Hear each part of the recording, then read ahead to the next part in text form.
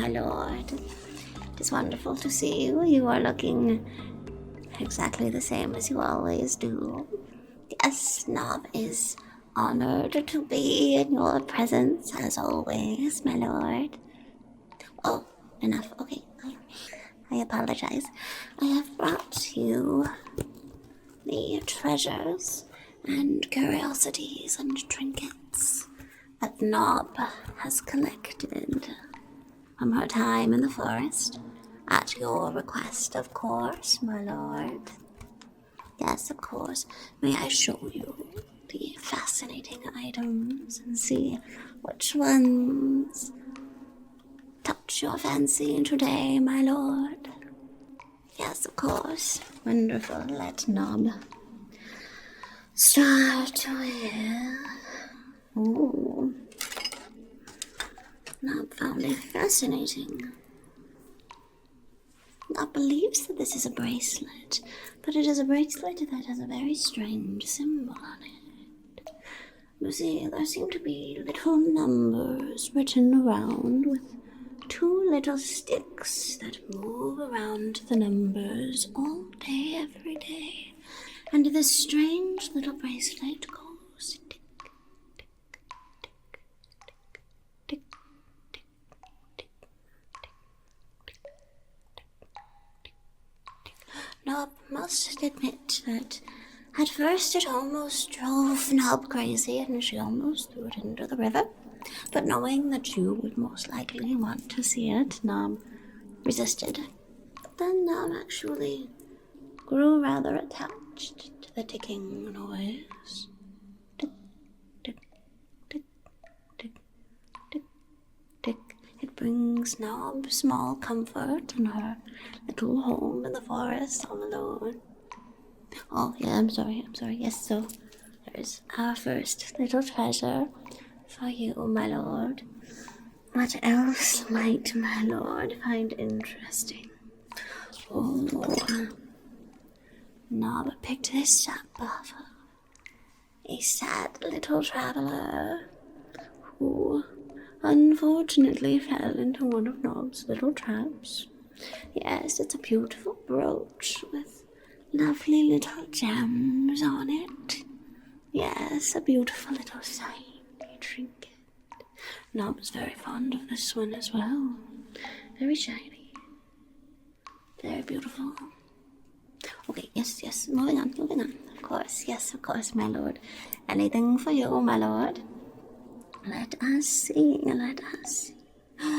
Oh, Knobb found this off of another traveler. This one did not fall into one of Knobb's traps, but into the lair of the creepy crawlies, and Knobb went through all of the remains that the crawlies did not eat. Knobb does not know what this is. Perhaps it is a belt, buckle, or perhaps something to clasp a cloak in the front. Either way, it is shiny and Knobb liked it, so Knobb took it. Knobb very much likes shiny things. Shiny. There's a beautiful clear gemstone in the middle with a lovely golden design around it. Knobb can think of all kinds of interesting uses for it. Mostly just in her hoard, sitting in her treasures. Oh, not interested in this one either. Not to worry, my lord. I'm sure that I have something in here that might be of interest to you. Let us see. Knobb has absolutely no idea what this one is. The little vial. Little vial full of little sparkly silver things. Yes. Knobb does not know what they are or what they are used for, but Knobb liked them because they were shiny. Yes, I already said that, didn't I? Knobb likes shiny things. Okay, sorry. Perhaps my lord in his infinite knowledge and wisdom might know what such an item is and might have use for it. Oh, you do? Would you like this treasure of Knobb's? You would, okay. Knobb will part with it, of course, at my lord's urging, of course, Knobb lives to serve the Lord of the Forest. Yes, of course, my Lord Calamus, of course. What else might my lord find interesting? Oh, this is another shiny thing, but shiny in a different way. Interesting little item in here. This appears to be some sort of a magical crystal. Yes, Knobb found this actually in an abandoned fairy hovel that Knobb came across one day in the forest. Yes, beautiful how it catches the light. A lovely purple color. Knobb knows very little about gemstones, but it feels magical. It feels interesting. And of course, it's very, very shiny.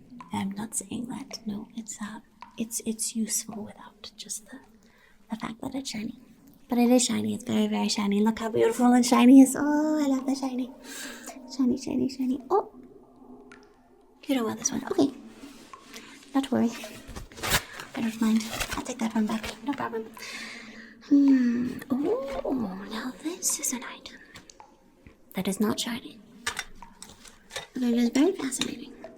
Knobb got this off of a rather flamboyantly dressed traveler who was particularly foolish and was creating music with a strange little item as he walked through the forest, attracting all sorts of beasties to his presence. Very foolish. Obviously, he does not know the forest like Knobb knows the forest. Anyway, Knobb has spent some time with this little trinket, and it does make some fascinating music. Now, Knobb does not use it very often because it is quite loud, and while Knobb is very smart about the forest, Knobb is not very big, and Knobb does not like to draw attention to her position. But every now and then, using something like this can lure some of Knobb's larger targets into her traps. Very exciting. Anyway, allow me to demonstrate, my lord. Oh, you like this, my lord? Yes, of course. Would you like to add this to your infinite fascinating collection as well? Yes, of course. Again, Knobb does not know where this is from, but it was very, very fascinating. Alright, yes, of course. Yes, my lord. What else is in here that my lord might cherish? Oh. Yeah. Knobb has a beautiful ring that she picked up. Again, from the remains of the Crawley's dinner one night. It looks as though the crystal has been broken off. Whether that was from the Crawleys or whether it is intentional, Knobb is not sure. But it still looks rather beautiful, doesn't it? Well, it's a very, very interesting ring. Oh, you would like this too? Oh, but this is shiny. Oh, no, of course, yes, of course, my lord. Anything for you, my lord, of course. And, this last thing not very, very much likes this, but of course she will show it too. Your greatness. Knobb knows what happens when she has treasures that she does not share with you, my lord. This beautiful cuff. A beautiful metal bracelet.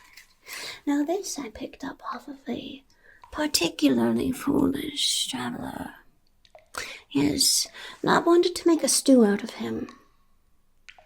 But something made Knobb let him go. Well, I suppose this traveler did have quite a lot of treasures that Knobb took, like this beautiful bracelet Made by the dwarves, Knobb is fairly certain, and yet it smells of elf. Most likely owned by the elves for quite a long time. Quite an old relic to be in this kingdom, as my lord, I'm sure, is aware. Oh, you want this too? Of course, yes, of course, my lord. Knobb would never dream of being disobedient to her master. No, of course, you are Lord of the Forest, Lord Calamus, and we are all grateful to live within your protection and under your domain and be spared from your wrath. Yes, of course. Knobb remembers what happened to her family when they did not listen when you moved here. It's all right, Knobb. Knobb understands. Knobb understands her place and understands your power, my Lord Calamus. There is no need to demonstrate. Of course, the cuff is yours, of course.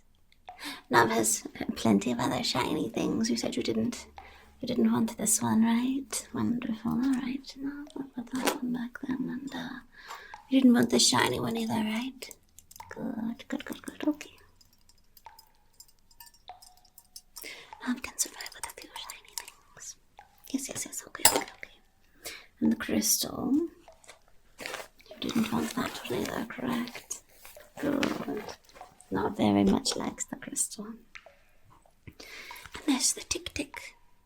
You didn't want the tick-tick, right? Good. Knobb very much likes the tick-tick too.